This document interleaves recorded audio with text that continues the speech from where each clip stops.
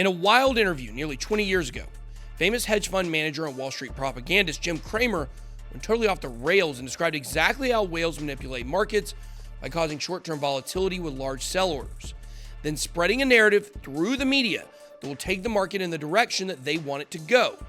This is what they've been doing for years on Wall Street, and now they're coming for crypto. Not on my watch, Mr. Mad Money. Let's get it. Welcome to BitBoy Crypto, home of the Bit Squad, the largest crypto community in all the interwebs. My name is Ben. Every day on this channel, I show you how to make money in crypto. If you like money and crypto, then make sure to hit that subscribe button.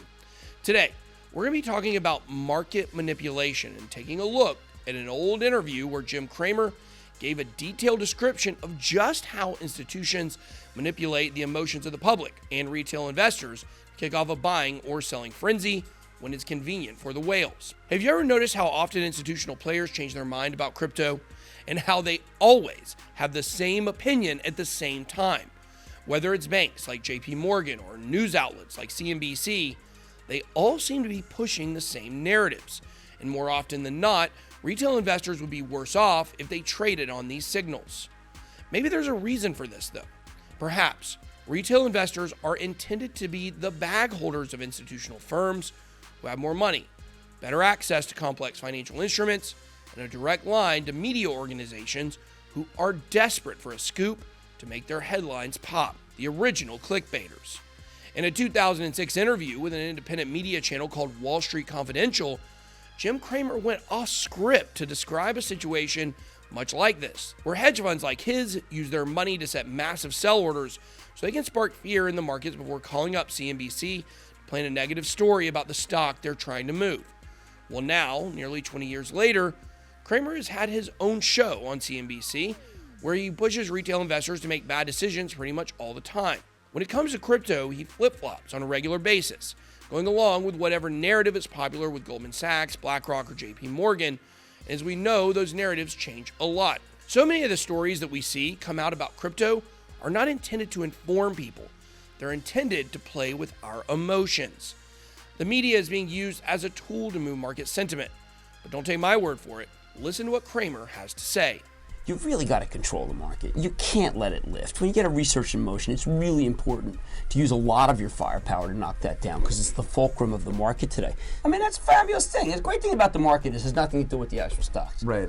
Now, look, over maybe 2 weeks from now, the buyers will come to their senses and realize that everything that they heard was a lie. But then again, Fannie Mae lied about their earnings for $6 billion. So, right, and Bristol Myers lied. It's just fiction and fiction and fiction. We know that this is how the manipulation happens.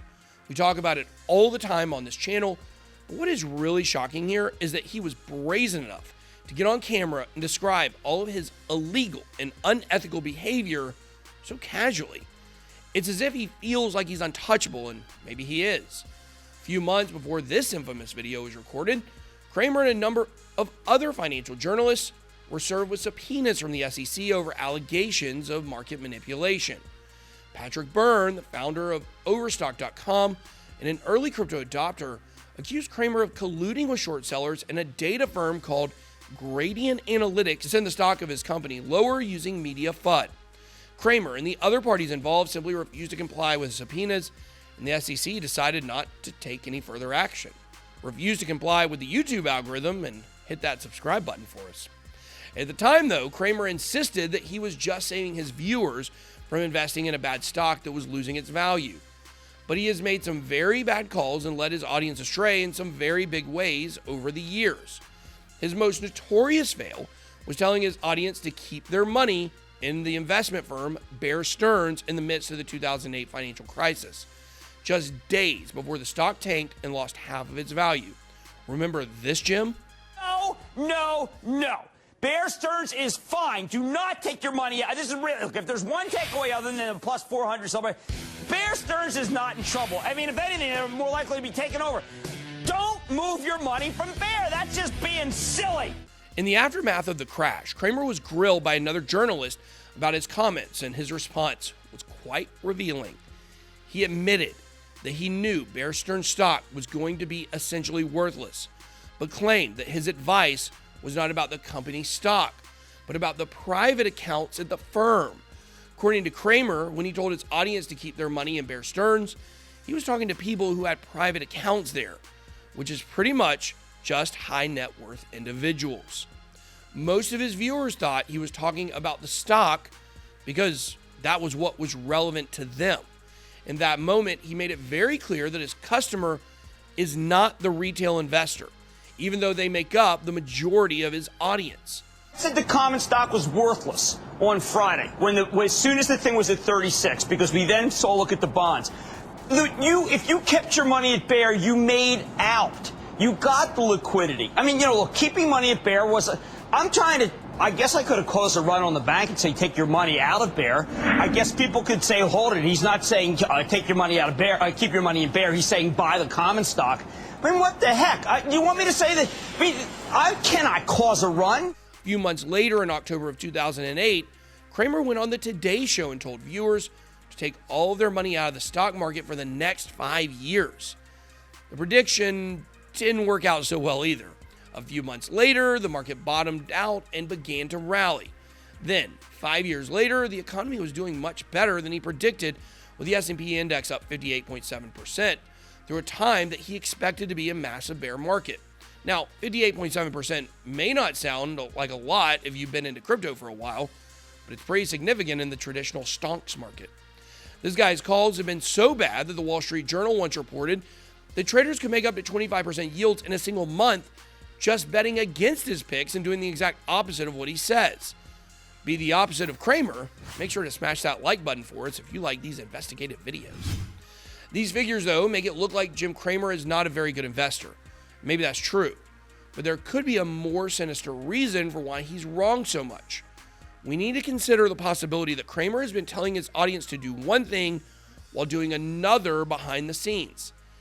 He told us nearly 20 years ago that this strategy is in his playbook, so it would be naive to think he left those tactics behind, especially when he clearly appears to be pulling the same stunts. I might be picking on Cramer today, but he is just one part of a larger challenge that we will be facing as the crypto markets mature and attract more institutional investors. These Wall Street goons coming into crypto and offering us financial advice is like a candle maker arguing with electricians about how to wire a house. They don't have enough knowledge or experience with this technology or these markets to be telling people what to do. And yet Jim Cramer has decided to weigh in on crypto as if he's an expert. He's been flip-flopping on Bitcoin for the past several years. At first bullish but cautious, never diving into the tech or the financial freedom aspect of crypto, always looking at it like a speculative oddity. He's never taken it seriously. But then this year, the year that institutions like JP Morgan and Wells Fargo are buying crypto as fast as possible, the Mad Money Man is now bearish on Bitcoin and offers mealy-mouthed support for Ethereum that's intentionally confusing. You think that's a coincidence? The big banks have plenty of ulterior motives because they are still deeply embedded in the legacy system. Crypto was made to be an alternative to Wall Street and traditional finance. But now that all the suits have seen that there's money to be made over here, they're all starting to creep into our space and pretend to be experts. I know that we can't expect the institutions to stay out of the game forever, and I'm happy to have them pump my bags. But that doesn't mean that we have to give these people any credibility. They're noobs, and they really don't know what they're talking about. But that's all I got. Be blessed. Good boy out.